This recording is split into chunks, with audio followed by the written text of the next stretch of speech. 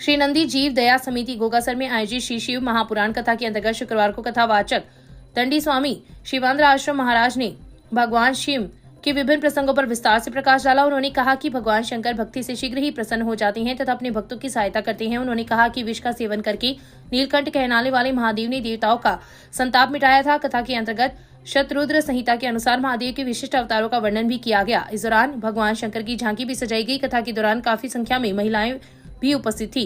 कथा के अंतर्गत 1,21,000 यशोदा पारिक पत्नी श्याम सुंदर पारिक, 1,11,000 नंदी गो भक्त मंडली विरासी पाड़ा आसाम, 1,11,000 उमेद कुमार सुनील कुमार, 51,000 शंकरलाल पारिक सहित 15 लाख रुपए की राशि नंदी जीव दया समिति को प्राप्त हुई।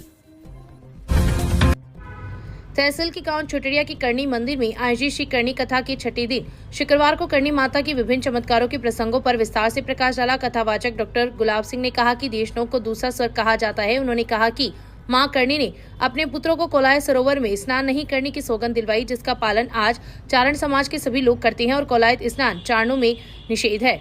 डॉक्टर बाबा ने राव रिडमल को मारवाड़ राज्य का आशीर्वाद दिया। कानावत साटिका छोड़ना, साटिका में बिच्छू नहीं होने का वरदान, आंडा सुथार की कुएं में सर्प बनकर रक्षा करना, मृत राजपूत युवक को जीवित करना सहित अन्य प्रसंगों पर विस्तार से प्रकाश डाला। कथा में मंदिर ट्रस्ट अध्यक्ष शुभदान रूप सिंह, राधेश्याम जोशी, नौरंगलाल, मोहन सिंह, ज्ञानाराम नाई, भागुराम, जितेंद्र सिंह, हाकमदान, बेगाराम, गुलाबचंद सुथार, मोहनदान, पूर्णाराम, मालदान, मंगेशदान, मांगीलाल, जगदीशदान सहित सैकड़ों भक्तजन उपस्थित रहे। रेसला स्थानीय शाखा ने प्रधानाचार्य पद समाप्त कर उसके स्थान पर वरिष्ठ व्याख्याता पद सृजित करने के विरोध में मुख्यमंत्री के नाम उपखंड कार्यालय रतनगढ़ में ज्ञापन सौंपा। ज्ञापन में बताया गया है कि व्याख्याता के बाद अगली पदोन्नति स्केल L16 की होनी चाहिए तथा वरिष्ठ व्याख्याता का पद अगर रखा भी जाता है तो विषय के व्याख्याता के स्थान पर सामान्य L15 का पद सृजित होना चाहिए। इस अवसर पर सुभाष नैन, गोपी राम, शुभकरण खींचर, रामूराम, रामचंद्र, बाबूलाल गुज्जर आदि उपस्थित थे। तहसील के गांव चैनपुरा की भेरमणी जौड़ी में शुक्रवार की दोपहर अकस्मात आग लग गई, जिससे ग्रामीणों में अफरा तफरी फैल गई।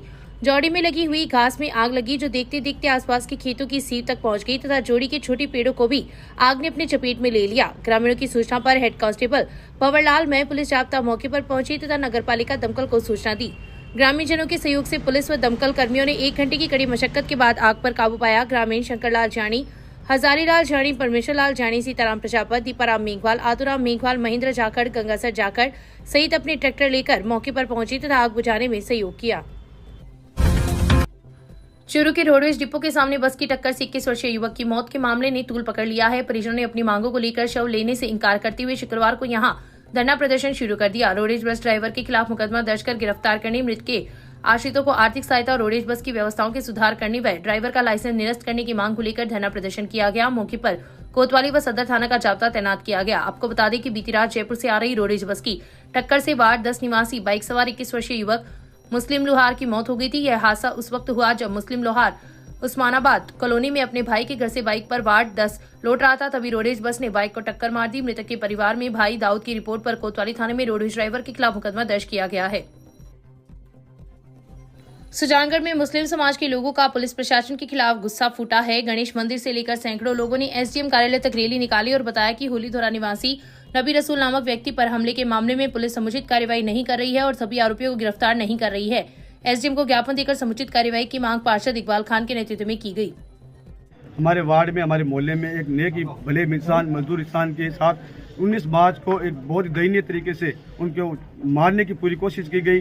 उसको बहुत गंभीर रूप से घायल करके उसकी लूट खसोट करके उसको छोड़ दिया गया। उसके बाद हमने जब पुलिस प्रशासन को उनकी अवगत कराया, उनको लिखित में शिकायत दी, तब पुलिस वालों ने एक नाबालिग को गिरफ्तार किया और उसके बयान के आधार पर आज 15-20 दिनों से हमें गुमराह कर रही है। और एक नाबालिग जो कह रहा है कि आज ये 4 मेरे 7 जने थे, उनको पकड़ रही है, वो कहता नहीं है तो उनको छोड़ रही है।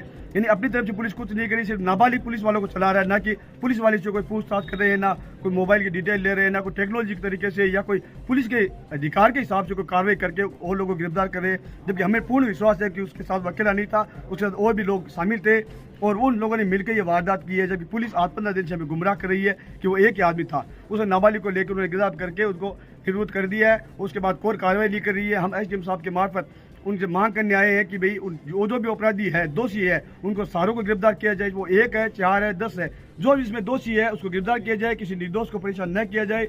और ये जो बच्चे, आज के युवा बच्चे जो नशे की लत में पड़े हुए हैं, पुलिस प्रशासन की नजरों के अंदर है, नशा बिक रहा है, नशे की हालत में ये लोग बच्चे ऐसी वारदात कर रहे हैं और पूरा प्रशासन मुक्त दस्त बन के उनको देख रहा है। ना ही नशे के खिलाफ कोई कार्रवाई कर रहा है, ना नशा बेचने वालों को गिरफ्तार कर रहा है, ना नशा पीने वालों को गिरफ्तार कर रहा है। हम पुलिस से मांग करते हैं, एसडीएम साहब के मार्फत मांग करते हैं, सरकार से मांग करते हैं कि युवाओं की जिंदगी बचाई जाए और इन दोषियों को गिरफ्तार किया जाए और जो नशे की लत में इनको बर्बाद कर। राजदेसर कस्बे में नगरपालिका की ओर से अवैध व्यावसायिक निर्माण पर कार्यवाही करते हुए एक भवन को सीज किया गया। नगरपालिका से प्राप्त प्रेस नोट के जरिए जानकारी मिली कि कस्बे की मैन बाजार में लक्ष्मीनाथ मंदिर के पास राधेश्याम पुत्र हनुमान मल सोनी द्वारा आवासीय स्वीकृति के विरुद्ध निर्माण कार्य करवाया गया, जिससे नगरपालिका को राजस्व हानि हुई। प्रेस नोट से जानकारी मिली कि बार बार नोटिस देने के बाद इन्होंने नियम विरुद्ध निर्माण कार्य जारी रखकर अपना निर्माण कार्य पूरा कर लिया, जिस पर अधिशासी अधिकारी कुंदन तैथा ने आज एक टीम गठित कर अवैध निर्माण को सीज करने के लिए भेजा।